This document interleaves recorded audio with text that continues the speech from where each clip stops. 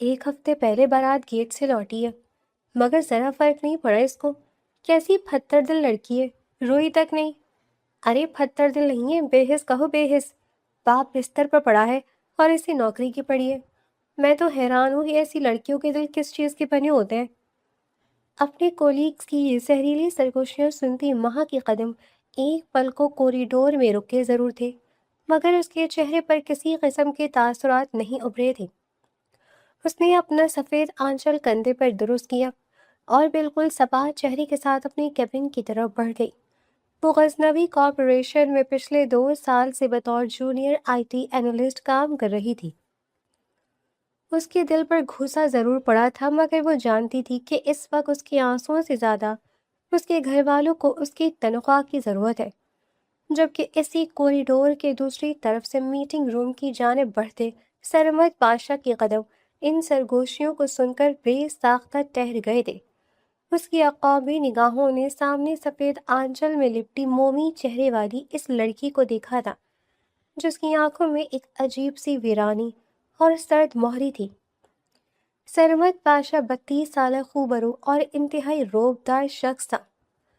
وہ اس ملک کی سب سے بڑی آئی ٹی اور سافٹ ویئر کمپنی کا CEO تھا، انتہائی اصول پسند، غسیلا، مگر میرٹ کی قدر کرنے والا وہ شخص آج ایک جونیئر امپلائی کے چہرے کی اس پراسرار خاموشی کو دیکھ کر ایک پل کے لیے جیسے وہیں جم سا گیا تھا۔ اس کے ارد گرد چلتے ہوئے مینیجرز اور ڈائریکٹرز بھی اسے اچانک رکتا دیکھ کر حیران ہوئے تھے۔ سرمد نے سر جھٹکا اور چہرے پر ایک سخت تاثرات سجاتے ہوئے کانفرنس روم کا بھاری دروازہ کھول کر اندر داخل ہو گیا۔ سامنے نہایت امپورٹنٹ انویسٹرز بیٹھے تھے، جن کے ساتھ کمپنی کا ایک بہت بڑا اور اہم پروجیکٹ سائن ہونے والا تھا۔ سرمد نے اپنی مخصوص روبدار آواز میں پریزنٹیشن دینا شروع کی ہی تھی کہ اچانک مین اسکرین بلینک ہو گئی اور ایک سرخ رنگ کا ایرر میسج پوری اسکرین پر چمکنے لگا۔ کانفرنس روم میں بیٹھے غیر ملکی انویسٹرز کے درمیان سرگوشیاں ہونے لگیں۔ سرمد پاشا کا پارا غصے سے ہائی ہونے لگا۔ اس نے فوراً آئی ٹی ہیڈ کو اشارہ کیا، جو پہلے ہی پسینے میں شرابور ہو چکا تھا۔ اب سر، مین سرور میں کوئی وائرس آ گیا ہے اور ساری فائلز کرپٹ ہو رہی ہیں۔ آئی ٹی ہیڈ نے کانپتی ہوئی آواز میں سرمد کے کان میں سرگوشی کی۔ تمہارا دماغ خراب ہے؟ یہ ملک کی سب سے بڑی انویسٹمنٹ میٹنگ ہے اور تم مجھے بتا رہے ہو کہ سسٹم کرپٹ ہو گیا ہے؟ میں تم سب کو فائر کر دوں گا اگر اگلے 2 منٹ میں یہ اسکرین دوبارہ آن نہ ہوئی تو۔ سرمد کی گرجدار آواز دبے ہوئے غصے کی عکاسی کر رہی تھی۔ اس سے پہلے کہ وہ اپنا آپا کھو بیٹھتا اور میٹنگ کینسل کرنے کا اعلان کرتا، پروجیکٹر ایک بار پھر سے جل پڑا۔ اسکرین پر گرین سگنل آیا اور تمام فائلز بیک اپ سے ریکور ہو کر اسکرین پر نمایاں ہو گئی۔ سرمد نے حیرت سے آئی ٹی ہیڈ کو دیکھا، جس کا منہ خود حیرت سے کھلا ہوا تھا۔ سرمد نے سکون کا سانس لیا اور میٹنگ کو دوبارہ وہیں سے شروع کیا، مگر اسی لمحے سرمد کی نگاہ روم کے شیشے سے باہر کوریڈور میں گئی، جہاں مہا مین سرور روم کے باہر کھڑی لیپ ٹاپ بند کر رہی تھی۔ اس نے مین سرور روم کے باہر کھڑے ہو کر سسٹم کو بائی پاس کیا تھا اور چند سیکنڈز میں وائرس کو کاؤنٹر کر کے کمپنی کا سارا ڈیٹا بچا لیا تھا۔ سرمد کی نظروں میں اس لڑکی کے لیے ایک عجیب سی چمک ابھری تھی۔ وہ جان گیا تھا کہ یہ کام اندر کھڑے اس کے نااہل آئی ٹی ہیڈ کا نہیں، بلکہ باہر سفید آنچل میں لپٹی اس خاموش سی لڑکی کا ہے۔ میٹنگ ختم ہونے کے بعد سرمد پاشا نے مہا کو اپنے آفس بلوایا۔ سر، آپ نے بلوایا؟ مہا ذرا کنفیوز تھی۔ اس کے شاندار اور پروقار آفس میں داخل ہوئی۔ اس کا انداز انتہائی پروفیشنل تھا۔ مس مہا، آپ نے آج میٹنگ روم کے دوران جو کچھ کیا، میں اس کی تفصیلات جاننا چاہتا ہوں۔ ایک جونیئر اینالسٹ کے پاس مین سرور کا ایکسس کیسے آیا؟ سرمد نے اپنی گھومنے والی کرسی پر پیچھے ٹیک لگاتے ہوئے اسے گہری اور پرسوچ نظروں سے دیکھا۔ سر، میں پچھلے 6 ماہ سے مین سرور کی سیکیورٹی مانیٹرنگ پر کام کر رہی تھی۔ مجھے اندازہ تھا کہ ہمارے فائر وال میں ایک لوپ ہول ہے۔ جب وائرس اٹیک ہوا تو میں نے فوراً اپنا لیپ ٹاپ سرور کے پرائمری نوڈ سے کنیکٹ کیا اور مالویئر کو آئسولیٹ کر کے بیک اپ ڈرائیو کو لائیو کر دیا۔ مجھے ایکسس کی ضرورت نہیں پڑی کیونکہ میں نے ایک ایمرجنسی بائی پاس پہلے سے کوڈ کر کے رکھا ہوا تھا۔ مہا نے نظریں ملا کر بالکل سپاٹ مگر پر اعتماد لہجے میں جواب دیا۔ اس کے لہجے میں کوئی گھبراہٹ نہیں تھی۔ مس مہا، آپ نے جو آج میرے لیے اور اس کمپنی کے لیے کیا ہے، آئی ایم ویری امپریسڈ۔ کیا آپ مجھے ڈائریکٹلی اسسٹ کریں گی؟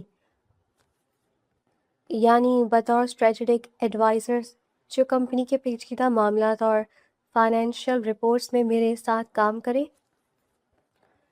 سرمد کو لگا تھا کہ یہ آفر سن کر وہ لڑکی خوشی سے اچھل پڑے گی، کیونکہ ایک جونیئر کے لیے سی ای او کا ڈائریکٹ ایڈوائزر بننا کسی خواب سے کم نہیں تھا۔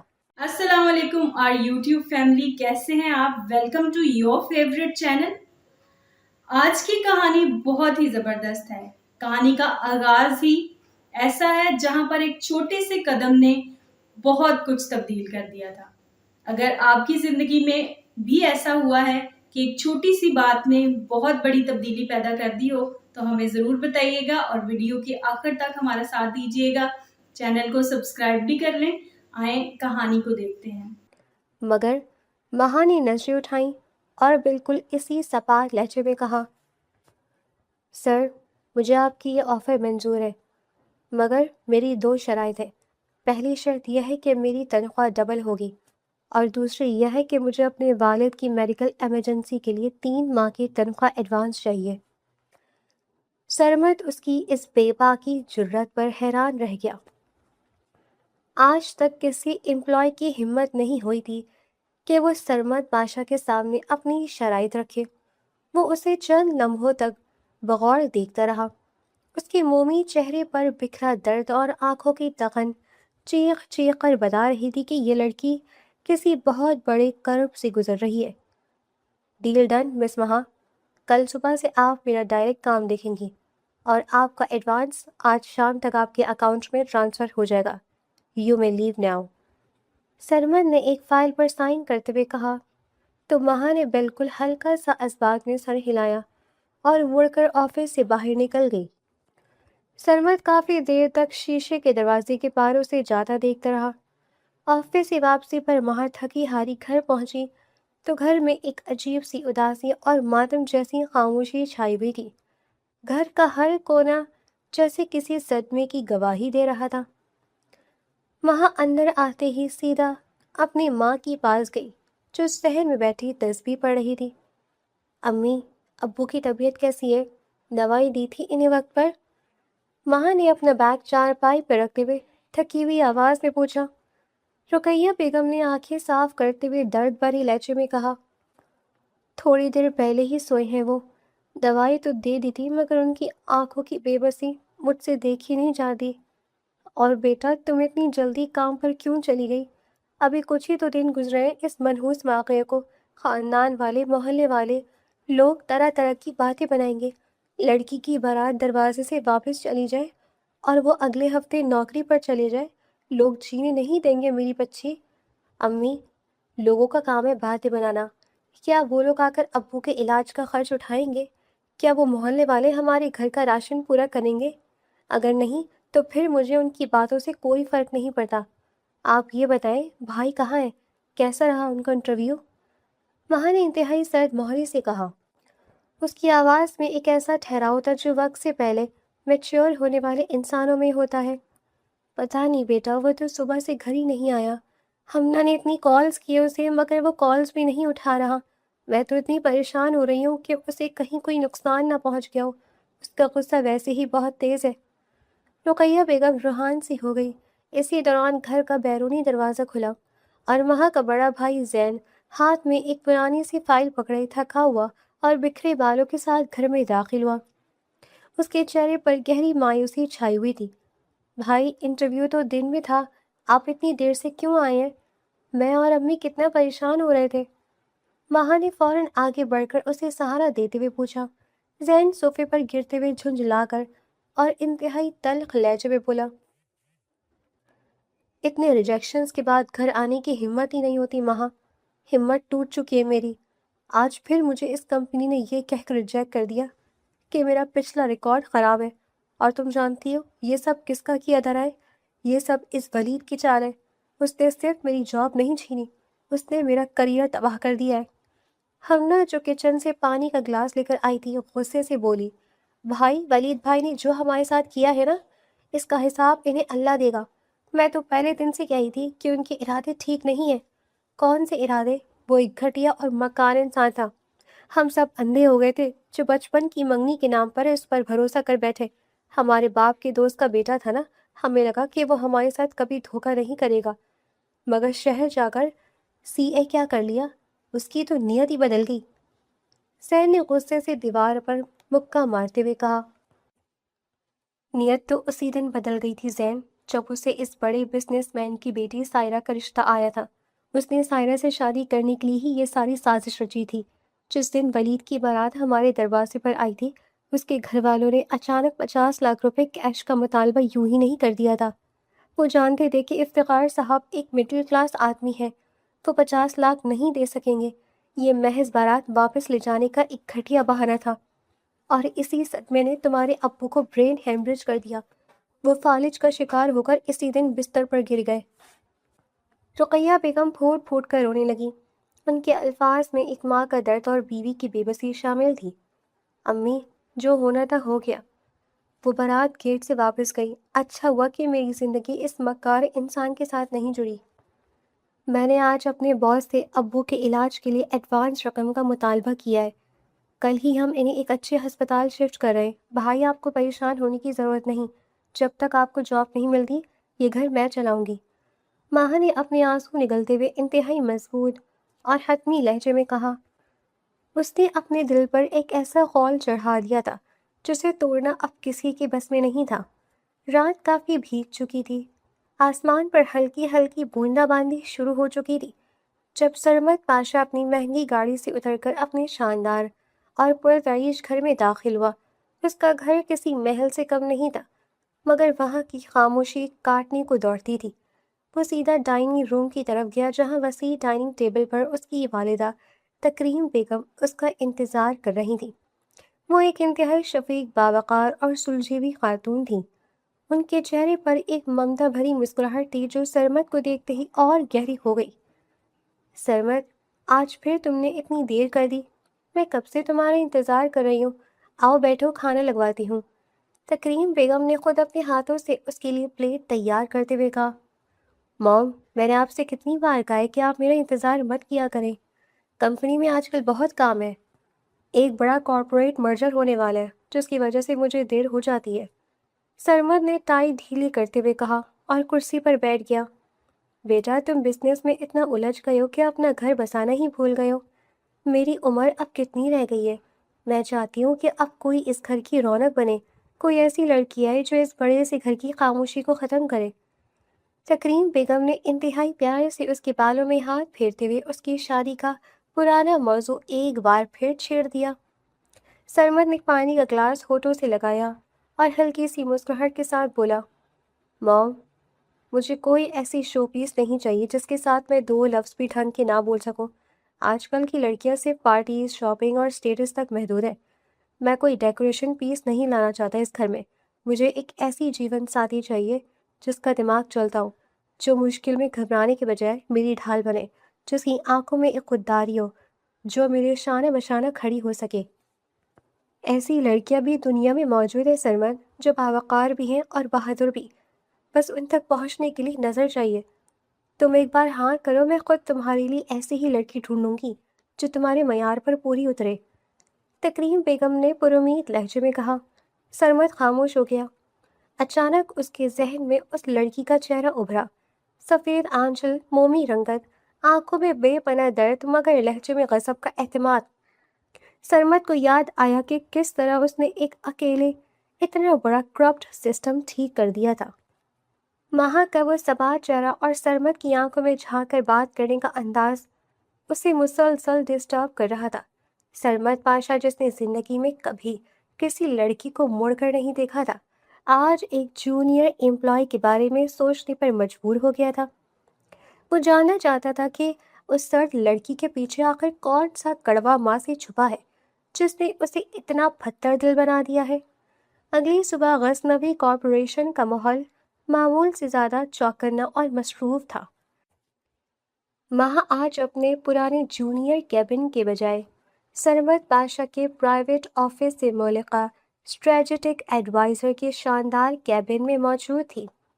اس کے سامنے فائلوں کا ایک انبار تھا اور وہ انتہائی یکسوئی سے لیپ ٹاپ کی اسکرین پر نظریں جمائے کی بورڈ پر انگلیاں چلا رہی تھی۔ رات کی بے خوابی کی تھکن اس کے چہرے پر واضح تھی، مگر اس کی کام کرنے کی رفتار میں ذرا بھی کمی نہیں آئی تھی۔ سرمد جب اپنے آفس میں داخل ہوا تو حسب معمول اس کی نظر شیشے کے پار بیٹھی ماہا پر پڑی۔ وہ ایک لمحے کو ٹھہرا اور اسے کام میں مگن دیکھ کر اس کے ہونٹوں پر ایک بے ساختہ سی مسکراہٹ ابھری۔ اسے اندازہ ہو گیا تھا کہ یہ لڑکی سے باتیں نہیں بناتی بلکہ کام کرنا بھی جانتی ہے۔ اس نے انٹرکام کا بٹن دبایا۔ مس مہا، میرے کیبن میں آئے۔ چند ہی لمحوں بعد مہا ہاتھ میں ایک فائل تھامے اندر داخل ہوئی۔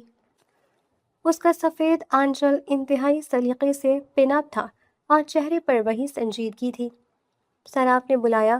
جی مس مہا، شاہ گروپ آف انڈسٹریز کے ساتھ جو ہمارا مرجر ہونے والا ہے، مجھے اس کی پچھلے 5 سال کی فائنینشیل ہسٹری اور ان کی کرنٹ اسٹیٹس کی مکمل رپورٹ چاہیے، اور یہ کام مجھے آج شام تک ہر صورت اپنے ڈیسک پر چاہیے۔ یہ ایک بہت بڑی ڈیل ہے اور میں نہیں چاہتا کہ ہماری طرف سے کوئی بھی خامی رہ جائے۔ سرمد نے اپنی کرسی پر پیچھے ٹیک لگاتے ہوئے انتہائی پروفیشنل انداز میں کہا، سر، آپ کو دوپہر 2 بجے تک رپورٹ مل جائے گی۔ میں نے ان کا ڈیٹا آلریڈی فیچ کرنا شروع کر دیا ہے۔ ماہا نے ایک نظر اسے دیکھا اور بغیر کسی گھبراہٹ کے جواب دیا۔ سرمد اس کی اس قدر پریکٹیکل اپروچ اور پھرتی پر دل ہی دل میں بہت متاثر ہوا۔ وہ جانتا تھا کہ یہ کام کم از کم 2 دن کا تھا، مگر مہا جس تیزی سے چیزوں کو سمجھ رہی تھی وہ کسی عام اینالسٹ کے بس کی بات نہیں تھی۔ مہا واپس اپنے ڈیسک پر آئی اور دوبارہ کام میں غرق ہو گئی۔ دوپہر کا وقت ہو چکا تھا اور سارے امپلائیز لنچ بریک کے لیے کینٹین کی طرف جا رہے تھے۔ کوریڈور میں چہل پہل شروع ہو گئی تھی، مگر مہا اپنی سیٹ سے نہیں اٹھی۔ وہ جانتی تھی کہ کینٹین کا کھانا مہنگا ہے اور وہ اس وقت ایک ایک پیسہ بچانا چاہتی تھی تاکہ گھر کے حالات بہتر ہو سکیں اور اس کے والد کی ادویات کا خرچہ نکل سکے۔ سرمد جو کسی کام سے اپنے کیبن سے نکل رہا تھا، اس کی نظر ماہا پر پڑی جو مسلسل اسکرین پر نظریں جمائے بیٹھی تھی۔ وہ کچھ دیر اسے دیکھتا رہا، پھر کچھ سوچ کر خاموشی سے باہر نکل گیا۔ تقریباً آدھے گھنٹے بعد جب ماہا ایک پیچیدہ رپورٹ مکمل کر کے بمشکل سیدھی ہوئی اور اس نے اپنی گردن کو آرام دینے کے لیے آنکھیں بند کی، تو اچانک اس کے ڈیسک پر پیزا کا ایک بڑا باکس اور کافی کے 2 مگ رکھے گئے۔ اس نے چونک کر آنکھیں کھولی تو سامنے سرمد پاشا کھڑا تھا۔ اس کے روبدار چہرے پر ایک عجیب سی نرمی تھی۔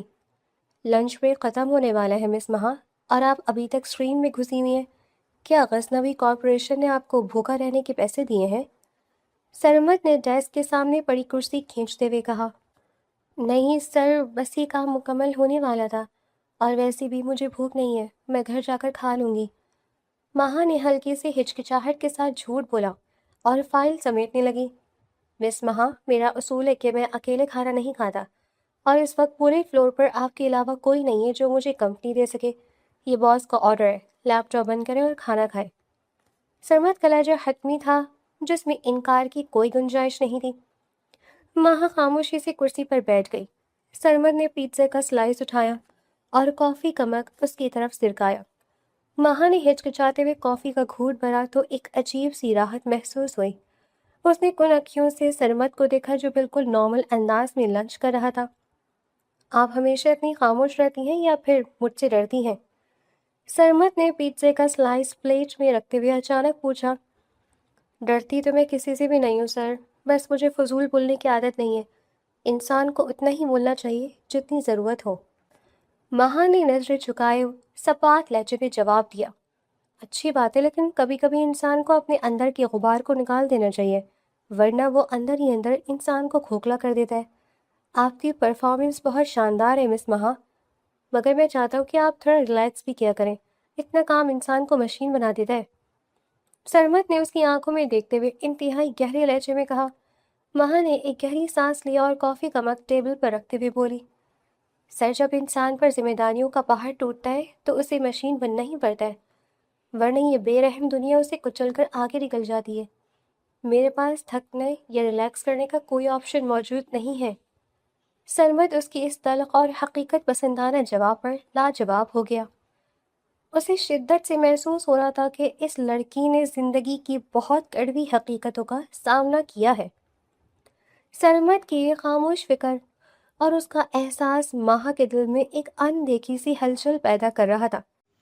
ریڈرز، مجھے پتا ہے آپ کہانی میں کھوئے ہوئے تھے، لیکن آپ تو جانتے ہی ہیں یوٹیوب کی پالیسی کی وجہ سے ہم آپ سے ملتے رہتے ہیں، اور پلیز ہمیں سپورٹ کیا کریں۔ آپ کی سپورٹ ہمارے لیے بے حد ضروری ہے۔ سپورٹ کے لیے آپ کو پتا ہے آپ نے کیا کرنا ہے، ہمارے چینل کو ضرور سبسکرائب کریں اور ویڈیو کو لائک کریں۔ آئیں جلدی سے کہانی کی دوسرے حصے کی جانب چلتے ہیں۔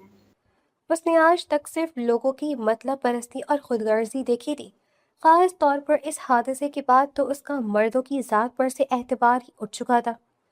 مگر سرمد پاشا کا انداز بالکل مختلف تھا۔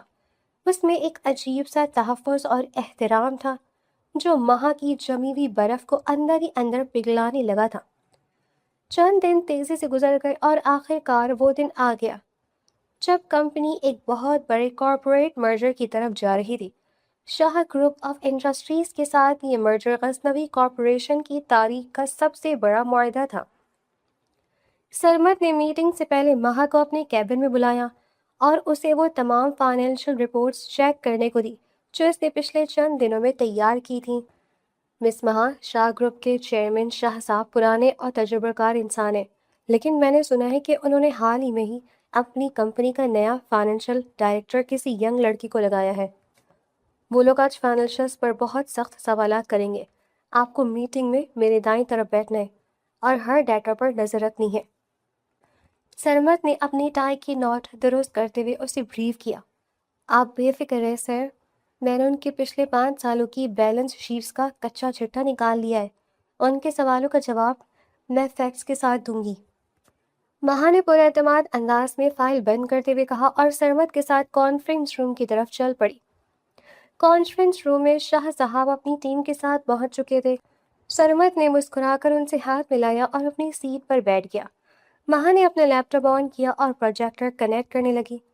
سرمد صاحب، مجھے خوشی ہے کہ ہماری کمپنیاں ایک ساتھ کام کریں گی، بس میرے نئے ڈائریکٹر فائنانس ذرا ٹریفک میں پھنس گئے ہیں۔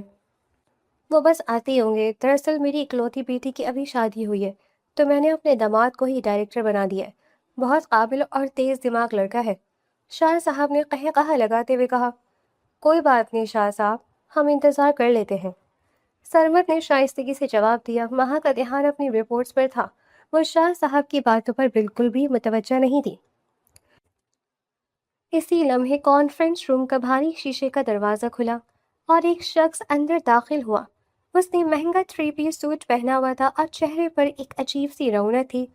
سوری، مجھے تھوڑی دیر ہو گئی، باہر پارکنگ کا ایشو تھا۔ وہ شخص شاہ صاحب سے مخاطب ہوتا ہوا تیزی سے آگے بڑھا۔ مہا جو پروجیکٹر کی کیبل سیٹ کر رہی تھی، اس آواز کو سن کر ایک لمحے کے لیے پتھر کی طرح جم گئی۔ اس کے ہاتھ سے پین چھوٹ کر ٹیبل پر گرا اور پھر لڑکتا ہوا نیچے کارپیٹ پر جا گرا۔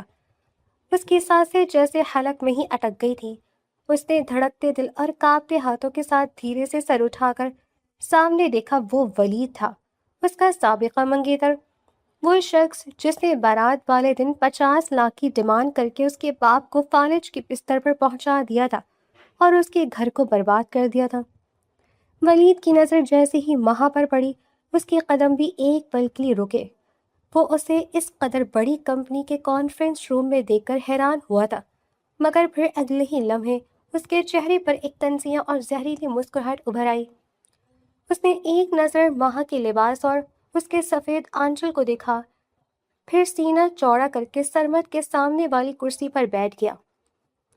مہا کے ماتھے پر پسینے کے قطرے ابھر آئے تھے۔ اس کا دل چاہ رہا تھا کہ وہ یہاں سے بھاگ جائے، مگر اس کے پاؤں زمین میں گڑ چکے تھے۔ سرمد کی عقابی نگاہوں نے مہا کے ہاتھ سے گرتے پین اس کے چہرے کی اڑتی ہوئی رنگت اور ولید کی طنزیہ مسکراہٹ کو سیکنڈوں میں نوٹ کر لیا تھا۔ وہ ایک ذہین بزنس مین تھا، اسے اندازہ ہو گیا تھا کہ ان دونوں کے درمیان کوئی نہ کوئی پرانی اور کڑوی تاریخ ضرور ہے۔ میٹنگ کا باقاعدہ آغاز ہوا۔ سرمد نے پروجیکٹر پر غزنوی کارپوریشن کی فائنینشیل اسٹرینتھ اور مرجر کے فوائد پر بات شروع کی۔ مہا بمشکل اپنے حواس پر قابو پائے ہوئے لیپ ٹاپ کی اسکرین پر سلائیڈز تبدیل کر رہی تھی۔ اس کے ہاتھ مسلسل کانپ رہے تھے اور ولید بار بار اسے ایک گھٹیا اور معنی خیز نظروں سے گھور رہا تھا۔ جیسے ہی مہا کی بنائی ہوئی فائنینشیل رپورٹ کی باری آئی، ولید جان پوچھ کر اپنی سیٹ سے تھوڑا آگے کو ہوا اور اسے طنزیہ انداز میں رپورٹ کے کاغذات کو ٹیبل پر پھینکتے ہوئے کہا، سرمد صاحب، مجھے لگتا ہے کہ آپ کی کمپنی فائنینشیل میٹرز کو سیریس نہیں لیتی۔ اتنی بڑی ڈیل اور آپ نے فائنینشیل ماڈلنگ کا کام اپنی ایک عام سی پی اے کو دے دیا ہے۔ اس لڑکی کے کام میں اتنے فلاز ہیں کہ میں گنوا نہیں سکتا، خاص طور پر یہ کیش فلو کی جو سٹیٹمنٹ اس نے بنائی ہے بالکل بچکانہ ہے۔ ولید نے جان پوچھ کر مہا کو سب کے سامنے ذلیل کرنے کے لیے بلند آواز میں کہا۔ مہا کے کانوں میں جیسے سائیں سائیں ہونے لگے۔ ولید کی آواز سن کر اس کا سارا کڑوا ماضی اس کی آنکھوں کے سامنے گھومنے لگا۔ وہ گھبرا کر کچھ بولنے لگی، اس کے ہونٹ کانپے مگر آواز حلق سے باہر نہیں نکلی۔ مسٹر ولید، سرمد پاشا کی گرجدار اور کاٹدار آواز نے پورے کانفرنس روم میں جیسے بجلی گرا دی۔ اس نے اپنا ہاتھ اٹھا کر مہا کو بولنے سے روکا اور لیپ ٹاپ کا رخ ولید کی طرف گھماتے ہوئے انتہائی سرد اور خطرناک لہجے میں بولا، اپنی آواز، اپنا لہجہ اور اپنے الفاظ کا چناؤ درست رکھیں۔ میں کلیئر کر دوں کہ یہ رپورٹ میرے پی اے نے نہیں، غزنوی کارپوریشن کی لیڈ اسٹریٹجک ایڈوائزر نے بنائی ہے، اور جس فلاء کی آپ بات کر رہے ہیں وہ مس مہا کے کام میں نہیں ہے بلکہ آپ کی کمپنی کے پچھلے سال کی چوری پکڑی گئی ہے۔ سرمد نے ایک ایک لفظ چبا کر ادا کیا۔ شاہ صاحب کے ماتھے پر پسینہ آ گیا اور ولید کا رنگ ایک دم زرد پڑ گیا۔ چوری کیا مطلب ہے آپ کا؟ ولید نے گھبراتے ہوئے پوچھا۔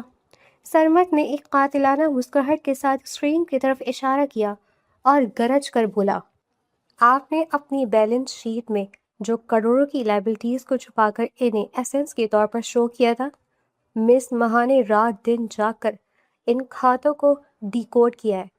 اگر آپ کو اعداد و شمار کا ذرا بھی علم ہوتا تو آپ آج میری سب سے قابل امپلائی پر انگلی اٹھانے کے بجائے اپنا آڈٹ درست کروا رہے ہوتے۔ پورے کانفرنس روم میں موت جیسی خاموشی چھا گئی۔ شاہ صاحب غصے سے اپنے داماد کو گھورنے لگے جو اب شرمندگی اور ذلت سے اپنا سر جھکائے بیٹھا تھا۔ ولید کا غرور اور اس کی رونت سرمد بادشاہ کے چند جملوں کے سامنے ریت کی دیوار کی طرح گر گئی تھی۔ مہا نے حیرت، عقیدت اور بے پناہ تشکر کے ساتھ سرمد کو دیکھا۔ وہ آج تک زندگی کی جنگیں اکیلی لڑتی آئی تھی، ہر کسی نے اس پر انگلیاں اٹھائی تھی، مگر آج پہلی بار کوئی اس کے آگے ایک مضبوط ڈھال بن کر کھڑا ہوا تھا۔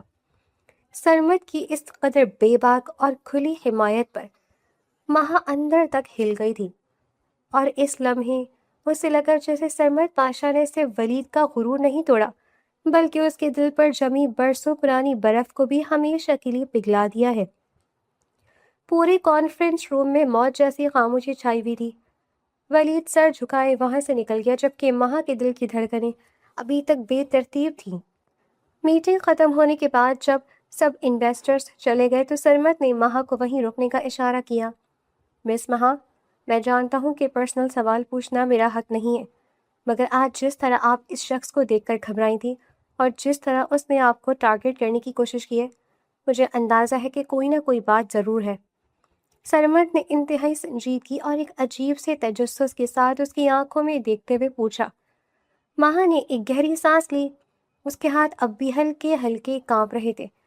اس نے نظریں چکا کر بمشکل کہا، سر وہ شخص ولید ہے، میرا سابقہ منگتر، جس نے میری بارات والے دن اچانک 50 لاکھ روپے کی ڈیمانڈ کی تھی۔ اس کی اس حرکت کی وجہ سے میرے والد کو اسی وقت برین ہیمریج ہوا اور میرا پورا گھر برباد ہو گیا۔ باقی تفصیلات شاید آپ کو آفس کے سٹاف سے مل جائے، سب جانتے ہیں اس بارے میں۔ یہ کہہ کر مہا تیزی سے اپنے آنسو ضبط کرتی وہاں سے نکل گئی، جبکہ سرمت وہیں کھڑا رہ گیا۔ اس کے ماتھے پر غصے اور دکھ کی ملی جلی لکیریں ابھر آئی تھیں۔ اس نے فوراً اپنے HR ہیڈ کو بلوایا، اور جب اسے ولید کی گھٹیا حرکت اور مہا کے کڑوے ماضی کی مکمل تفصیل معلوم ہوئی تو سرمت کے دل میں اس لڑکی کے لیے عزت اور احترام کی ایک نئی عمارت کھڑی ہو گئی۔ وہ جان گیا تھا کہ یہ لڑکی کس قدر مضبوط اعصاب کی مالک ہے، اور اس کے چہرے کی سرد مہری دراصل اس کے دکھوں کا پہرا ہے۔ اسی رات سرمت گھر پہنچا تو تکریم بیگم لاؤنج میں بیٹھی ٹی وی دیکھ رہی تھی۔ سرمت نے ان کے پاس صوفے پر بیٹھتے ہوئے دھیمے لہجے میں کہا، موم، آپ نے کہا تھا نا کہ دنیا میں باوقار لڑکیاں بھی ہوتی ہیں۔ آج میں نے ایک ایسی لڑکی دیکھی ہے جس کی خودداری اور صبر نے مجھے حیران کر دیا ہے۔ وہ اتنی چھوٹی عمر میں وہ بوجھ اٹھا رہی ہے جو اچھے اچھوں کو توڑ دے۔ تکریم بیگم کے چہرے پر ایک دم چمک آ گئی۔ انہوں نے ٹی وی بند کیا اور پوری توجہ سے سرمت کی طرف دیکھ کر بولی، کون ہے وہ خوش نصیب لڑکی سرمت؟ جلدی بتاؤ مجھے، تم نے آج تک کسی لڑکی کی یوں تعریف نہیں کی۔ سرمت مسکرایا اور بولا، وقت آنے پر بتاؤں گا موم، ابھی وہ لڑکی اپنے زخموں سے اکیلے لڑ رہی ہے۔ میں نہیں چاہتا کہ میری کوئی بھی بات اسے ہمدردی لگے، مجھے اس کے زخم بھرنے ہیں، اسے کمزور نہیں کرنا۔ دوسری طرف مہا کے گھر میں مایوسی اور پریشانی کے ڈیرے تھے۔ زین صوفے پر سر پکڑے بیٹھا تھا اور رقیہ بیگم اس کے پاس پریشان کھڑی تھی۔ افتخار صاحب کمرے میں سو رہے تھے۔ زین بیٹا، تو سارا دن کہاں غائب رہتا ہے؟ مہا اکیلی پورے گھر کا خرچ اٹھا رہی ہے، تو اس طرح ہمت ہار کر بیٹھ گیا ہے، رقیہ بیگم نے روحان سی آواز میں کہا۔ زین نے تلخی سے سر اٹھایا اور جواب دیا، امی، مجھے کوئی نوکری نہیں دے رہا، یہ ولید میرے پیچھے ہاتھ دھو کر پڑ گیا ہے، اس نے مارکیٹ میں میرا نام خراب کر دیا ہے، میں کیا کروں؟ کیا زہر کھا لوں؟ مجھ سے اپنی بہن کی کمائی نہیں کھائی جاتی۔ ہمنا نے دور کھڑے ہو کر غصے سے کہا، بھائی آپ ہمت کیوں ہارتے ہیں؟ آپ ہی کو دیکھیں وہ کیسے لڑ رہی ہیں، آج ان کے باس نے ان پر اعتبار کیا ہے، ہمیں ولید جیسے گھٹیا انسان سے ڈرنے کی ضرورت نہیں ہے۔ 2 دن بعد رات گئے تک آفس میں کام چل رہا تھا۔ مرجر کی فائنل رپورٹس تیار ہو رہی تھی۔ باہر طوفانی بارش شروع ہو چکی تھی اور بادلوں کی گرج سے دل دہل رہے تھے۔ اچانک بلڈنگ کی مین لائٹ ٹرپ کر گئی اور چاروں طرف گھپ اندھیرا چھا گیا۔ ایمرجنسی جنریٹرز بھی کسی ٹیکنیکل فالٹ کی وجہ سے آن نہیں ہو سکے۔ مہا اکیلی مین سرور روم میں کام کر رہی تھی۔ اندھیرا ہونے کے باوجود اس نے کوئی چیخ نہیں ماری اور نہ ہی وہ گھبرائی، بلکہ انتہائی سکون سے اس نے اپنے موبائل کی ٹارچ جلائی اور سرور کی وائرنگ چیک کرنے لگی تاکہ سسٹم بند نہ ہو جائے۔ سرمت اسے ڈھونڈتا ہوا وہاں آیا۔ اسے لگا تھا کہ وہ اندھیرے سے ڈر گئی ہوگی، مگر اسے یوں سکون سے کام کرتے دیکھ کر وہ ایک پل کو مسکرا دیا۔ اس نے اپنے موبائل کی ٹارچ آن کی اور مہا کے بالکل قریب آ کر روشنی کی تاکہ اسے وائرنگ دیکھنے میں آسانی ہو۔ آپ کو اندھیرے سے ڈر نہیں لگتا مس مہا؟ سرمت نے دھیمی اور انتہائی گہری آواز میں پوچھا۔ اس کی آواز کی قربت سے مہا کے دل کی دھڑکن ایک پل کو بے ترتیب ہوئی، مگر اس نے خود پر قابو پایا۔ مہا نے اپنا کام جاری رکھتے ہوئے اسی سپاٹ لہجے میں جواب دیا، سر، جس نے زندگی کے سب سے اندھے اندھیروں کا اکیلا سامنا کیا، اسے بجلی جانے سے ڈر نہیں لگتا۔ سرمت نے اس کے ہاتھ سے وائر لے کر خود لگائی۔ اس دوران اس کے ہاتھ کی ہلکی سی چھون مہا کے برف جیسے ٹھنڈے ہاتھوں پر محسوس ہوئی تو وہ ایک دم پیچھے ہٹی۔ سرمت نے انتہائی گہری نظروں سے اس کی آنکھوں میں دیکھ کر کہا، کبھی کبھی اندھیروں میں کسی دوسرے کی روشنی کا سہارا لینا چاہیے مس مہا۔ انسان اکیلا لڑنے کے لیے نہیں بنا، کسی پر اعتبار کر کے تو دیکھے، زندگی اتنی بھی بری نہیں ہے۔ مہا نے نظریں چرا لی۔ اس کے اندر ایک عجیب سی بے چینی اور ہلچل پیدا ہو گئی تھی۔ سرمت کی آنکھوں میں موجود سچائی اسے ڈرا رہی تھی، کیونکہ وہ کسی پر اعتبار کر کے ٹوٹنا نہیں چاہتی تھی۔ اگلے چند دنوں میں ولید نے اپنی اس دن والی بے عزتی کا بدلہ لینے کے لیے ایک انتہائی گھٹیا سازش رچی۔ اس نے کارپوریٹ سرکل میں یہ افواہ اڑا دی کہ مہا نے سرمت پاشا پر ڈورے ڈالے ہوئے ہیں اور وہ اپنی قابلیت سے نہیں بلکہ اپنے جسم کے بدلے ترقیاں لے رہی ہے۔ یہی وجہ ہے کہ اسے راتوں رات ایک عام سی اینالسٹ سے اسٹریٹجک ایڈوائزر بنا دیا گیا ہے۔ یہ افواہ اس نے جان بوجھ کر اپنے کچھ پرانے گھٹیا دوستوں کے ذریعے زین تک پہنچا دی تاکہ مہا کو اس کے گھر والوں کی نظر میں گرایا جا سکے۔ زین، جو پہلے ہی نوکری نہ ملنے کی وجہ سے شدید فرسٹریشن کا شکار تھا، یہ سن کر پاگل ہو گیا۔ اس کے خون میں ابال آ گیا۔ وہ سیدھا غزنوی کارپوریشن کے آفس پہنچا اور سیکیورٹی کو دھکے دیتا ہوا سیدھا مہا کے کیبن میں جا کر گھسا۔ مہا اپنے کام میں مصروف تھی جب زین نے اندر آتے ہی اس کے ٹیبل پر زوردار ہاتھ مارا۔ کیا بکواس سن رہا ہوں میں مہا؟ تم یہاں نوکری کر رہی ہو یا ہمارے خاندان کی رہی سہی عزت نیلام کر رہی ہو؟ شرم نہیں آئی تمہیں یہ سب کرتے ہوئے؟ زین کی آواز اتنی بلند تھی کہ باہر کھڑے سارے امپلائیز جمع ہو گئے اور سرگوشیاں کرنے لگے۔ مہا کے چہرے کا رنگ اڑ گیا، اس کے ہاتھ سے فائل گر گئی۔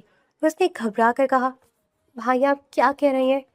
آپ کو کس نے کہہ دیا ہے؟ میں یہاں دن رات محنت کر رہی ہوں ابو کے علاج کے لیے، آپ مجھ پر کیا الزام لگا رہی ہیں؟ زین نے غصے سے اس کا بازو پکڑا اور دھاڑا، محنت کے نام پر تم کیا کرتی پھر رہی ہو اپنی اس باس کے ساتھ؟ مجھے سب پتہ چل گیا ہے، تبھی تمہیں اتنی جلدی پروموشن مل گئی ہے۔ سارا شہر باتیں کر رہا ہے اور مجھے آج پتہ چلا ہے۔ ابھی میرے ساتھ تم آج کے بعد اس آفس میں قدم نہیں رکھو گی۔ میں بھوکا مر جاؤں گا مگر تمہاری یہ حرام کی کمائی نہیں کھاؤں گا۔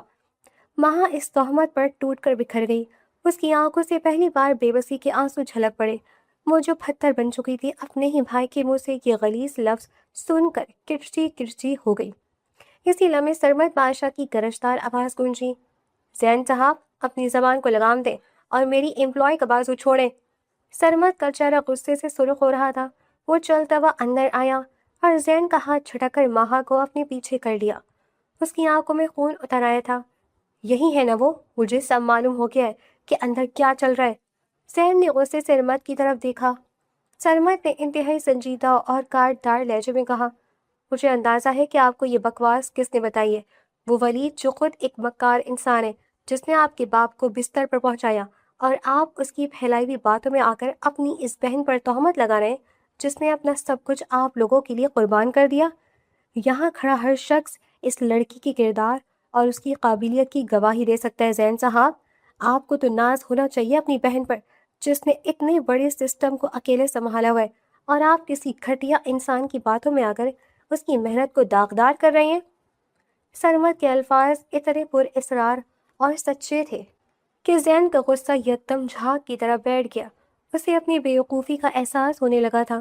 سرمد نے نرمی مگر انتہائی روبدار انداز میں کہا، آپ جائیں زین صاحب، اور آئندہ اپنی بہن پر شک کرنے سے پہلے اس کے ان سفید کپڑوں اور اس کی تھکی ہوئی آنکھوں کو دیکھ لیجیے گا۔ یہ لڑکی آپ کے خاندان کا فخر ہے۔ زین شرمندگی سے سر جھکائے وہاں سے چلا گیا، جبکہ مہا وہیں کرسی پر گر سی پھوٹ پھوٹ کر رونے لگی۔ سرمد نے اسے روتا دیکھ کر مٹھیاں بھیج لی۔ اس نے فیصلہ کر لیا تھا کہ اب وہ ولید کو اس کی اوقات یاد دلا کر رہے گا۔ سرمد بادشاہ اس واقعے کے بعد طیش میں آ چکا تھا۔ وہ کسی صورت اس گھٹیا افواہ کو برداشت کرنے کے موڈ میں نہیں تھا۔ اگلے ہی دن اس نے پوری آئی ٹی انڈسٹری، انویسٹرز اور میڈیا کی ایک پریس کانفرنس بلائی۔ اس پریس کانفرنس میں اس نے خاص طور پر شاہ گروپ کے چیئرمین شاہ صاحب اور ولید کو بھی انوائٹ کیا تھا۔ مہا کو کچھ سمجھ نہیں آ رہا تھا کہ سرمد یہ سب کیوں کر رہا ہے۔ وہ ایک کونے میں کھڑی پریشانی سے سب دیکھ رہی تھی۔ ہال کھچا کھچ بھرا ہوا تھا۔ سرمد اپنی مخصوص روب دار بلیک سوٹ میں مائک کے سامنے آیا۔ پورے ہال میں مکمل خاموشی چھا گئی۔ اس نے ایک نظر ولید پر ڈالی جو اپنی مخصوص رونق کے ساتھ اگلی صف میں بیٹھا مسکرا رہا تھا۔ اسے لگ رہا تھا کہ شاید سرمد ان افواہوں کے بعد مہا کو فائر کرنے کا اعلان کرے گا تاکہ کمپنی کا نام خراب نہ ہو۔ سرمد نے مائک ٹھیک کیا اور اپنی بھاری اور گرجدار آواز میں بولا، پچھلے کچھ دنوں سے میری کمپنی اور میری لیڈ ایڈوائزر مس مہا کے حوالے سے کارپوریٹ سرکل میں کچھ بے بنیاد اور انتہائی گھٹیا افواہیں اڑائی جا رہی ہیں۔ کچھ گرے ہوئے لوگ اپنی نااہلی چھپانے کے لیے ایک باوقار لڑکی کے کردار پر کیچڑ اچھال رہے ہیں۔ ولید کی مسکراہٹ فوراً غائب ہو گئی اور وہ بے چینی سے پہلو بدلنے لگا۔ سرمد نے اپنی بات جاری رکھتے ہوئے پورے ہال کو مخاطب کیا اور ایک ایسا دھماکہ کیا جس نے سب کو ہلا کر رکھ دیا۔ میں آج سب کے سامنے واضح کرنا چاہتا ہوں کہ مس مہا صرف میری ایڈوائزر نہیں ہے، وہ سرمد بادشاہ کی منگیتر ہے اور غزنوی کارپوریشن کی ہونے والی شیئر ہولڈر ہے۔ پورے ہال میں سکتے کا عالم طاری ہو گیا۔ کیمروں کے فلیش تیزی سے چمکنے لگے۔ ولید کا رنگ راکھ جیسا سفید پڑ گیا اور شاہ صاحب صدمے سے سرمد کو دیکھنے لگے۔ مہا جو کونے میں کھڑی تھی اس کے قدم لڑکھڑا گئے۔ اسے اپنے کانوں پر یقین نہیں آ رہا تھا کہ سرمد بادشاہ نے اتنے بڑے مجمع میں یہ کیا اعلان کر دیا تھا۔ سرمد نے انتہائی خطرناک اور چیلنجنگ لہجے میں ولید کی طرف دیکھتے ہوئے کہا، اگر آج کے بعد کسی نے میری ہونے والی بیوی پر انگلی اٹھائی تو میں اس کا وہ حشر کروں گا کہ وہ اس بزنس کمیونٹی میں نام لینے کی تو دور کی بات سانس لینے کے لائق نہیں رہے گا، اور یہ سرمد پاشا کا وعدہ ہے۔ پریس کانفرنس کے بعد ہال میں ابھی تک سرگوشیاں جاری تھیں، مگر مہا وہاں سے بھاری قدموں کے ساتھ نکل کر سیدھا سرمد کے کیبن میں آ گئی تھی۔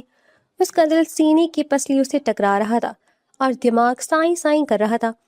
جیسے ہی سرمد پاشا کیبن کا دروازہ کھول کر اندر داخل ہوا، مہا جو پہلے ہی غصے اور صدمے سے کانپ رہی تھی فوراً مڑی۔ آپ نے یہ کیا کیا سر؟ مجھے کسی کی ہمدردی نہیں چاہیے، آپ کو بھری محفل میں ایسا جھوٹ بولنے کی کیا ضرورت تھی؟ مہا کے لہجے میں غصے اور بے بسی تھی، اس کی آنکھوں میں آنسو تیر رہے تھے۔ میں اپنی قابلیت کے دم پر یہاں کام کرتی ہوں، اپنے کردار پر انگلیاں اٹھوانے یا کسی کی جھوٹی منگیتر بننے کے لیے نہیں۔ آپ کو کس نے حق دیا میری زندگی کے فیصلے کرنے کا؟ سرمد خاموشی سے چلتا ہوا اس کے بالکل قریب آیا۔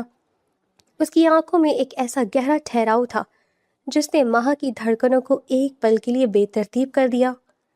میں بزنس مین ہوں مہا، میں جھوٹے دعوے نہیں کرتا اور نہ ہی مجھے کسی پر ہمدردی جتانے کا کوئی شوق ہے۔ سرمد کی بھاری اور روبدار آواز کیبن کی خاموشی میں گونجی۔ اس نے اپنی کوٹ کی جیب سے ایک انتہائی خوبصورت مخملی ڈبی نکالی اور اسے کھول کر مہا کے سامنے کر دیا۔ اس میں ایک قیمتی ہیرے کی انگوٹھی جگمگا رہی تھی۔ مجھے تمہاری قابلیت، تمہاری اس کمال کی خودداری اور تمہارے اس سفید آنچل سے محبت ہو گئی ہے مہا۔ میں نے آج تک کسی عورت کو اتنے وقار سے اپنے دکھوں سے لڑتے نہیں دیکھا۔ سرمد نے انتہائی نرمی سے انگوٹھی نکالی اور مہا کے کچھ کہنے سے پہلے ہی اس کا برف جیسا ٹھنڈا ہاتھ اپنے ہاتھ میں لے کر وہ انگوٹھی اس کی انگلی میں پہنا دی۔ مہا کے آنسو جو اب تک وہ ضبط کیے ہوئے تھی چھلک کر اس کے مومی چہرے پر بہہ نکلے۔ وہ کچھ بولنا چاہتی تھی مگر الفاظ جیسے حلق میں ہی پھنس گئے تھے۔ اس انگوٹھی کو میری ہمدردی نہیں، اپنی ڈھال سمجھو مہا۔ آج کے بعد کوئی ولید یا کوئی اور شخص تم پر انگلی اٹھانے کی جرت نہیں کرے گا۔ سرمد نے اس کی روتی ہوئی آنکھوں میں دیکھ کر انتہائی شفقت سے کہا، اور مہا کو لگا جیسے صدیوں بعد اسے کسی نے کسی محفوظ پناہ گاہ کا راستہ دکھا دیا ہو۔ شام کو مہا آفس سے گھر لوٹی تو گھر میں ایک عجیب سی خاموشی تھی۔ وہ سیدھا اپنے کمرے میں گئی اور بستر پر بیٹھ کر اپنے ہاتھ میں پہنی انگوٹھی کو دیکھنے لگی۔ ابھی اسے آئے کچھ ہی دیر ہوئی تھی کہ دروازے پر ہلکی سی دستک ہوئی اور زین اندر داخل ہوا۔ اس کا چہرہ شرمندگی سے جھکا ہوا تھا۔ مہا، مجھے معاف کر دو۔ زین کی آواز بھرائی ہوئی تھی۔ وہ چل کر اس کے پاس آیا اور زمین پر بیٹھ گیا۔ میں اندھا ہو گیا تھا غصے اور مایوسی میں، مجھے سمجھ ہی نہیں آیا کہ میں کیا کہہ رہا ہوں، لیکن تم نے امی اور ابو کو کچھ نہیں بتایا۔ تم نے میرا پردہ رکھ لیا مہا۔ مہا نے ایک گہری سانس لی اور اپنے آنسو صاف کرتے ہوئے بولی، میں انہیں کیسے بتاتی بھائی؟ ابو پہلے ہی فالج کے بستر پر ہیں، ان کا علاج چل رہا ہے۔ وہ یہ سب سننے کہ ان کا بیٹا اپنی ہی بہن پر ایسے الزام لگا رہا ہے تو شاید وہ جی نہ پاتے۔ آپ میرے بڑے ہیں بھائی، میرا مان ہے۔ مجھے بس اس بات کا دکھ ہوا تھا کہ آپ نے مجھ سے زیادہ اس ولید کی افواہوں پر اعتبار کیا۔ میں شرمندہ ہوں مہا، مجھے تمہارے اس باس نے کل ہی میری اوقات یاد دلا دی تھی، اور آج پریس کانفرنس کی خبر بھی میں نے سن لی ہے۔ تم نے بہت اچھا فیصلہ کیا ہے، وہ شخص واقعی تمہارے لائق ہے۔ زین نے اپنی بہن کے سر پر ہاتھ رکھتے ہوئے کہا۔ مہا نے ہلکا سا مسکرا کر سر ہلا دیا۔ اس کے دل سے ایک بہت بڑا بوجھ اتر گیا تھا۔ اسی شام گھر کے بیرونی دروازے پر دستک ہوئی۔ ہمنا نے دروازہ کھولا تو سامنے سرمد پاشا اپنی والدہ تکریم بیگم کے ساتھ کھڑا تھا۔ ہمنا جانتی تھی کہ یہ مہا کے باس ہیں۔ ہمنا کی آنکھیں حیرت سے پھیل گئی۔ مہا جو کچن میں چائے بنا رہی تھی فوراً باہر آئی۔ سرمد کو اپنے چھوٹے سے صحن میں دیکھ کر وہ ایک لمحے کو گڑبڑا گئی۔ سرمد نے انتہائی ڈیسنٹ بلیک سوٹ پہنا ہوا تھا اور اس کے چہرے پر ایک باوقار مسکراہٹ تھی۔ تکریم بیگم نے آگے بڑھ کر مہا کو گلے لگا لیا۔ میری بچی کتنی پیاری ہے، سرمد تو تمہاری تعریفیں کرتے نہیں تھکتا تھا، مگر تم تو اس کی باتوں سے بھی زیادہ باوقار ہو بیٹا۔ ماں بیٹا یہ کون لوگ ہیں؟ رقیہ بیگم جو ابھی ابھی کمرے سے باہر آئی تھیں اتنے بڑے اور باوقار لوگوں کو اپنے خستہ حال گھر میں دیکھ کر پریشان ہو گئیں۔ امی یہ میرے باس ہیں سرمد پاشا، اور یہ ان کی والدہ ہیں۔ ماں نے ہچکچاتے ہوئے تعارف کروایا۔ اسی دوران زین بھی اپنے کمرے سے باہر آ گیا۔ اپنے گھر کے صحن میں سرمد پاشا کو دیکھ کر وہ ایک لمحے کو ٹھہرا، مگر پریس کانفرنس کی خبر سننے کے بعد وہ حالات کو سمجھ چکا تھا۔ وہ تیزی سے آگے بڑھا اور انتہائی احترام سے بولا، السلام علیکم سرمد صاحب۔ السلام علیکم آنٹی، آئیے پلیز اندر تشریف لائیں۔ سرمد نے مسکرا کر زین سے ہاتھ ملایا اور گرم جوشی سے بولا، وعلیکم السلام زین، کیسے ہو تم؟ رقیہ بیگم ابھی تک نا سمجھی سے کھڑی تھیں۔ زین نے اپنی والدہ کے قریب جا کر دھیمی مگر پرجوش آواز میں کہا، امی آپ پریشان نہ ہوں، یہ سرمد پاشا ہے، آپ بس مہمانوں کو کمرے میں بٹھائیں۔ رقیہ بیگم نے اسبات میں سر ہلایا اور مہمانوں کو عزت سے بٹھا کر خود چائے کا انتظام کرنے کچن کی طرف بڑھ گئی۔ سرمد نے صوفے پر بیٹھتے ہوئے پورے گھر کا ایک جائزہ لیا۔ گھر مڈل کلاس اور سادہ ضرور تھا، مگر ماہا کی طرح انتہائی صاف ستھرا اور سلیقے سے رکھا ہوا تھا۔ کچھ دیر بعد رقیہ بیگم چائے لے کر آئی اور تکریم بیگم کے پاس بیٹھ گئیں۔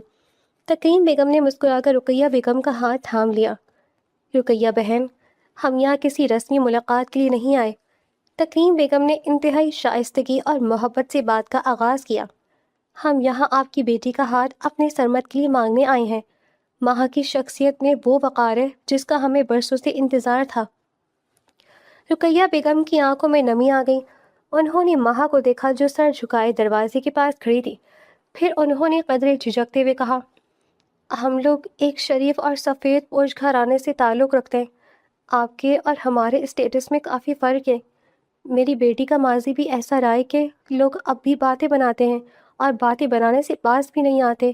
کیا آپ کو اس رشتے میں کوئی آر محسوس نہیں ہوگی؟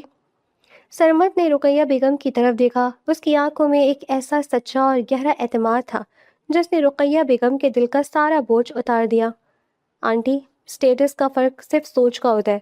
ماہا نے اپنی قابلیت اور محنت سے وہ مقام حاصل کیا ہے جو بہت کم لوگ کر پاتے ہیں۔ رہی ماضی کی بات، تو اس کا ماضی اس کی کمزوری نہیں بلکہ اس کی ہمت اور خودداری کی داستان ہے۔ مجھے ایسے ہی رشتے کی تلاش تھی جو دولت پر نہیں بلکہ اصولوں اور بھروسے پر قائم ہو۔ زین نے بھی سر اٹھا کر اپنی ماں کی طرف دیکھا اور پرسکون لہجے میں بولا، امی، سرمد صاحب واقعی ماہا کے لیے بہترین انتخاب ہے۔ مجھے ان کی نیت اور وقار پر کوئی شک نہیں ہے۔ ہمیں اس رشتے پر خوشی خوشی ہاں کر دینی چاہیے۔ افتخار صاحب جو بستر پر لیٹے سب سن رہے تھے، انہوں نے ایک گہری سانس لی اور اپنی بیٹی کی طرف اشارہ کیا۔ ماہا ان کے قریب گئی تو انہوں نے اپنے کانپتے ہوئے ہاتھوں سے ہاں میں اشارہ کیا۔ یہ ایک باپ کی خاموش مگر انتہائی پروقار رضامندی تھی۔ سرمد نے انکل کے ہاتھ کو احترام سے تھام لیا۔ سرمد کی نظر زین پر پڑی تو وہ مسکرایا، زین، غزنوی کارپوریشن کو تم جیسے پڑھے لکھے نوجوانوں کی ضرورت ہے۔ کل صبح سے تم میرے فائنانس ڈپارٹمنٹ کو بطور اسسٹنٹ مینیجر جوائن کر رہے ہو، اور مجھے لیٹ آنے والے لوگ بالکل پسند نہیں ہیں۔ زین نے حیرت اور بے پناہ تشکر سے سرمد کو دیکھا۔ وہ سمجھ گیا تھا کہ سرمد نے واقعی ان کے پورے خاندان کو اپنا لیا ہے۔ ماہا جو یہ سب دیکھ رہی تھی، اس کے دل میں سرمد کی محبت اور عزت مزید گہری ہو گئی۔ ہمنا بھی وہاں کھڑی خوش ہو رہی تھی۔ دوسری طرف شاہ گروپ آف انڈسٹریز کے آفس میں طوفان آیا ہوا تھا۔ شاہ صاحب نے غصے سے ایک موٹی فائل ولید کے منہ پر دے ماری تھی۔ تم نے میری ناک کٹوا دی ولید، یہ مرجر اب نہیں ہوگا۔ سرمد بادشاہ نے تمہاری اس گھٹیا حرکت کی وجہ سے ہمارے ساتھ کام کرنے سے صاف انکار کر دیا ہے۔ تم نے اپنی ذاتی دشمنی کی وجہ سے اتنی بڑی ڈیل برباد کر دی۔ شاہ صاحب غصے سے دھاڑ رہے تھے۔ ولید کا چہرہ بے عزتی اور غصے سے سرخ ہو رہا تھا۔ وہ وہاں سے مٹھیاں بھیجتا ہوا نکلا۔ اس کے دماغ میں انتقام کی آگ بھڑک رہی تھی۔ سرمد پاشا، تم نے مجھے بھری محفل میں ذلیل کیا ہے۔ اب میں تمہارا وہ غرور توڑوں گا کہ تم ساری زندگی یاد رکھو گے۔ ولید نے اپنی گاڑی میں بیٹھ کر اپنا لیپ ٹاپ آن کیا اور ایک خطرناک سائبر اٹیک کی تیاری کرنے لگا۔ ایک ہفتہ تیزی سے گزر گیا۔ غزنوی کارپوریشن ایک بہت بڑے انٹرنیشنل ٹینڈر کی بڈنگ کی تیاری کر رہی تھی۔ رات کے 2 بج رہے تھے۔ سرمد اور مہا اپنی پوری آئی ٹی ٹیم کے ساتھ مین سرور روم میں موجود تھے اور فائنل پریزنٹیشن کا ڈیٹا سنک کر رہے تھے۔ اچانک پوری بلڈنگ کے سرورز ایک زوردار بیپ کے ساتھ ڈاؤن ہونے لگے۔ اسکرینوں پر عجیب و غریب ریڈ کوڈز چلنے لگے اور پھر ایک دم سب اسکرینز لاک ہو گئیں۔ سر، سسٹم پر سائبر اٹیک ہوا ہے۔ آئی ٹی ہیڈ چیختا ہوا سرمد کے پاس آیا۔ ہمارا سارا ڈیٹا اور بلڈنگ کے سارے ڈاکیومنٹس انکرپٹ ہو چکے ہیں۔ ہیکرز لاکھوں ڈالرز ڈیمانڈ کر رہے ہیں، ورنہ وہ سارا ڈیٹا ابھی ڈیلیٹ کر دیں گے۔ سرمد کے چہرے کا رنگ یکدم اڑ گیا۔ بلڈنگ صبح 8 بجے تھی اور ڈیٹا کے بغیر کمپنی بینکرپٹ ہو سکتی تھی۔ ٹیم کو لگا فوراً، مجھے ہر صورت یہ ڈیٹا واپس چاہیے۔ سرمد نے غصے سے میز پر مکہ مارتے ہوئے کہا۔ آدھا گھنٹہ گزر گیا مگر کوئی سسٹم کام نہیں کر رہا تھا۔ سر، یہ امپاسبل ہے، انکرپشن بہت ہیوی ہے۔ آئی ٹی ہیڈ نے ہار مان لی۔ ہٹے یہاں سے، میں دیکھتی ہوں اسے۔ مہا کی پر اعتماد آواز گونجی۔ وہ روایتی لڑکیوں کی طرح گھبرانے کے بجائے خود مین سسٹم کی طرف بڑھی اور آئی ٹی ہیڈ کی کرسی پر بیٹھ کر کی بورڈ پر تیزی سے انگلیاں چلانے لگی۔ مہا، یہ خطرناک ہے۔ اگر تم نے غلط کوڈ رن کیا تو مین سرور ہمیشہ کے لیے کریش کر جائے گا۔ سرمد نے پریشانی سے کہا، سر، مجھ پر بھروسہ رکھیں، میں نے زندگی میں اس سے بڑے کریش ہینڈل کیے ہیں۔ مہا مسلسل 3 گھنٹے تک بنا پلکے جھپکائے کوڈنگ کرتی رہی۔ سرور روم میں سب کی سانسیں رکی ہوئی تھی۔ صبح کے 5 بج چکے تھے۔ اچانک اسکرین پر ایک گرین بار لوڈ ہونا شروع ہوئی اور پھر ایک کلک کے ساتھ تمام اسکرینز نارمل ہو گئیں۔ یس، ڈیٹا ڈیکرپٹ ہو چکا ہے، ہمارا ایک بھی ڈاکیومنٹ لاس نہیں ہوا۔ مہا نے ایک گہرا سانس لیتے ہوئے کہا۔ پورے روم میں خوشی کی لہر دوڑ گئی۔ 1 منٹ سر۔ مہا نے دوبارہ تیزی سے کچھ ٹائپ کیا۔ میں نے ہیکرز کا سورس ٹریس کر لیا ہے۔ یہ اٹیک ولید کے پرسنل لیپ ٹاپ سے جنریٹ کیا گیا ہے۔ یہ اس کا آئی پی ایڈریس ہے۔ سرمد کے ہونٹوں پر ایک انتہائی خطرناک مسکراہٹ ابھر آئی۔ اس نے فخر سے اپنی ہونے والی بیوی کو دیکھا۔ ولید نے اپنی زندگی کی سب سے بڑی غلطی کر دی ہے مہا، اب اسے مجھ سے کوئی نہیں بچا سکتا۔ سرمد نے اپنا فون نکال کر سائبر کرائم ونگ کا نمبر ڈائل کیا، جبکہ مہا انتہائی سکون سے اپنا لیپ ٹاپ شٹ ڈاؤن کر رہی تھی۔ بلڈنگ روم میں ولید کے ساتھ جو ہونے والا تھا اس کا تجسس عروج پر تھا۔ اگلی صبح 8 بجے غزنوی کارپوریشن کا بلڈنگ روم تمام بڑی بین الاقوامی کمپنیوں کے نمائندوں سے بھرا ہوا تھا اور پورے ہال میں ایک عجیب سی کشیدگی اور خاموشی چھائی ہوئی تھی۔ ولید بھی شاہ گروپ کی طرف سے پہلی صف میں بیٹھا ہوا تھا اور اس کے چہرے پر ایک زہریلی اور پر اعتماد مسکراہٹ تھی۔ اسے یقین تھا کہ رات کے سائبر اٹیک کے بعد سرمد بادشاہ کا سارا ڈیٹا ہمیشہ کے لیے ڈیلیٹ ہو چکا ہے اور آج وہ پوری بزنس کمیونٹی کے سامنے ذلیل و خوار ہوگا۔ سرمد بادشاہ اپنی مخصوص روبدار بلیک سوٹ میں کانفرنس روم کا دروازہ کھول کر اندر داخل ہوا۔ اس کے چہرے پر کوئی پریشانی یا تھکاوٹ نہیں تھی، بلکہ ایک فاتحانہ سکون تھا۔ اس کے بالکل پیچھے مہا اپنی روایتی سنجیدگی اور سفید آنچل میں ملبوس تھی اور اس کے ہاتھوں میں فائلز تھی۔ ولید نے تنزیہ نظروں سے سرمد کو دیکھا اور شاہ صاحب کے کان میں سرگوشی کرتے ہوئے بولا، آج دیکھے گا یہ سرمد بادشاہ کیسے خالی ہاتھ کھڑا ہوگا۔ مجھے پکی خبر ہے کہ ان کا سسٹم کریش ہو چکا ہے۔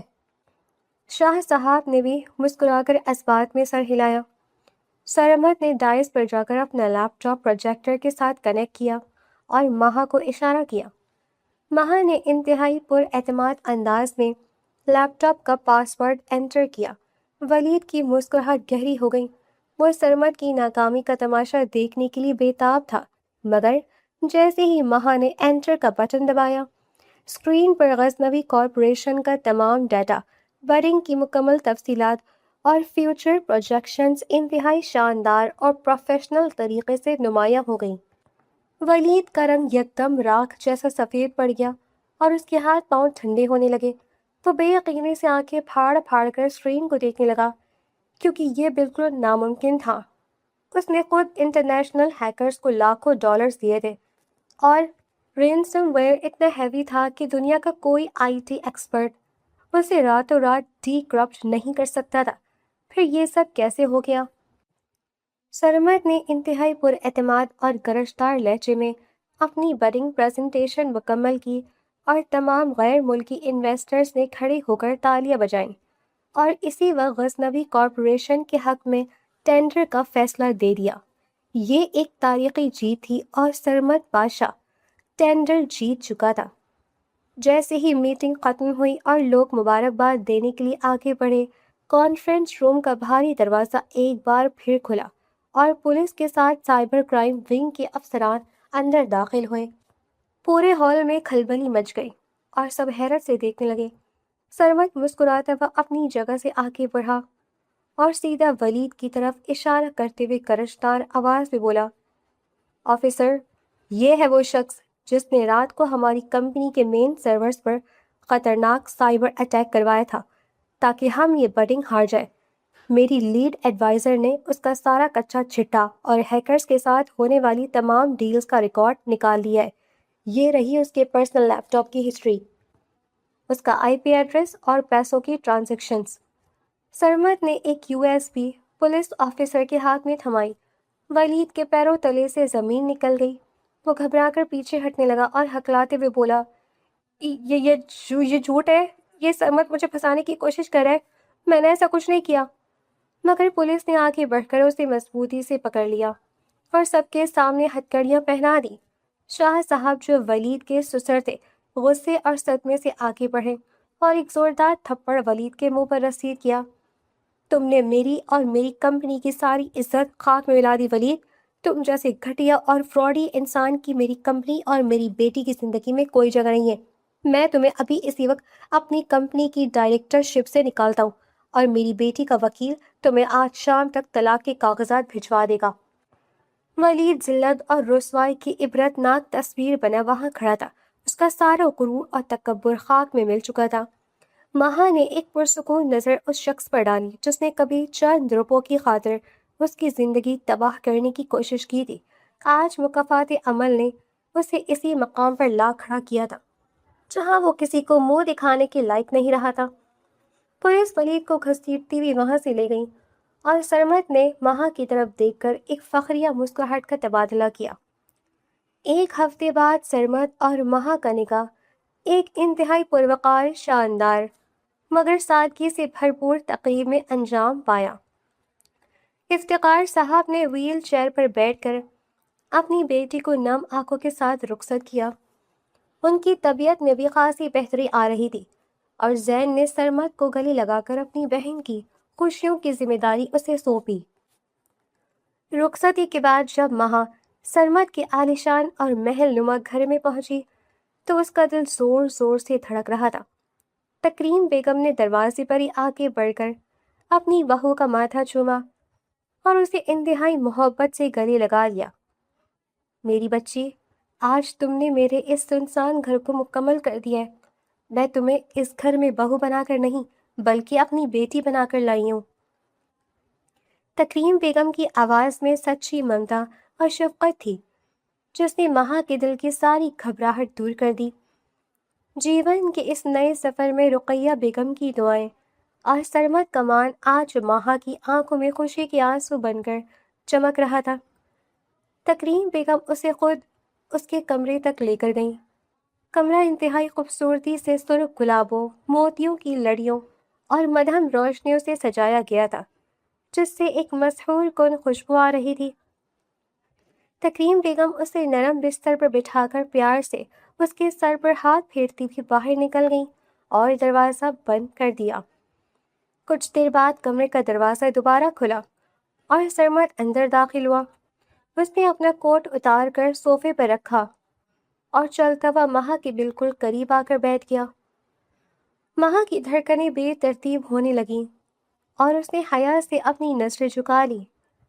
سرمد نے انتہائی نرمی سے اس کا آنچل تھام کر پیچھے کیا اور اس کے ماتھے پر ایک عقیدت بھرا بوسہ دیا۔ میں نے زندگی میں بہت سے پروجیکٹس جیتے ہیں مہا، مگر تم وہ واحد کامیابی ہو جس پر مجھے غرور نہیں بلکہ شکر ادا کرنے کا دل چاہتا ہے۔ सरमद की भारी और गहरी आवाज ने माहा के वजूद में एक सनसनी सी दौड़ा दी। माहा ने नजर उठाकर सरमद को देखा। उसकी आंखों में अपने लिए बेपनाह मोहब्बत और इज्जत देखकर माहा के दिल के गर्द खड़ी सारी दीवारें एकदम गिर गईं। सरमद ने उसका मोमी चेहरा अपने हाथों के प्याले में लिया और इंतहाई मोहब्बत से उसके लबों पर अपने लब रख दिए। वो एक इंतहाई नरम, गहरा और मोहब्बत भरा लम्स था जिसने माहा की रूह तक को सरशार कर दिया। सरमद की मजबूत बाजुओं ने उसे अपनी बाहों के हसारे में ले लिया और उसे अपने सीने से लगा लिया। माहा ने भी अपने हाथ सरमद की गर्दन की गिर्द हमायल कर दिए। कमरे की मध्यम रोशनियां उनके इस खूबसूरत ताल्लुक की गवाह बन रही थी। सरमद की मोहब्बत, उसकी कुर्बत और उसके लम्स की शिद्दत ने माहा के मासी के सारे कड़वे जख्म हमेशा के लिए भर दिए थे। वो रात उनके जज्बों की तकमील और जिस्म और रूह के मिलन की रात थी, जहाँ सारे फासले मिट चुके थे, अंधेरे छट गए थे और दो धड़कते दिल हमेशा के लिए एक हो गए थे। अगली सुबह का मंजर इंतहाई दिलकश और चमकदार था।